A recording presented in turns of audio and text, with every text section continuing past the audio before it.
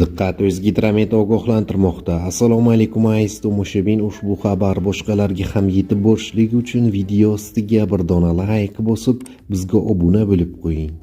Joriy yilning 25-26 fevral kunlari kutilayotgan yomg'irlar yog'ishi sababli respublikaning tog' oldi va tog'li hududlarida, jumladan Qashqadaryo viloyatining Yakkabog', Dehqonobod, Chiroqchi, Kitob, Shahrisabz, Qamashi, G'uzor tumanlarida, Surxondaryo viloyatining Sariosiyo, Uzun, Oltinsoy, Denov, Boysun, Sherobod, Sho'rchi, Qumqo'rg'on, Muzrabot tumanlarida, Samarqand viloyatining Urgut, Samarqand, Bulung'ur, Nurobod, Qo'shrabot, Kattaqo'rg'on, Payariq, Jomboy, Ishtixon tumanlarida, Navoiy viloyatining Xatarchi, Navbahor, Nurota, Ko'nemex, Karmana tumanlarida, Jizzax viloyatining Zomin, Baxmal, G'allorol, Sharof Rashidov, Forish, Yangiobod tumanlarida, Toshkent viloyatining Ohangaron, Bo'stonliq, Parkent, Piskent, O'rtachirchiq, Yuqorichirchiq tumanlarida va Angren, Olmaliq shaharlarida, Namangan viloyatining Pop, Kosonsoy, Chortoq, Chust, Namangan, Yangiqo'rg'on tumanlarida, Farg'ona viloyatining So'x, Shohimardon, Farg'ona, Beshariq tumanlarida,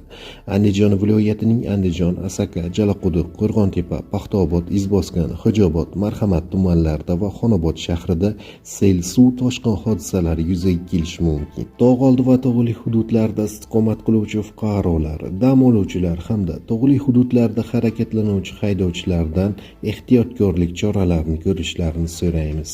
Respublikaning ayrim hududlarida yomg'ir suvlari to'planish ehtimoli bor. Bu esa hududlarni suv bosishiga olib kelishi mumkin, deyiladi O'zgidrometning xabarida.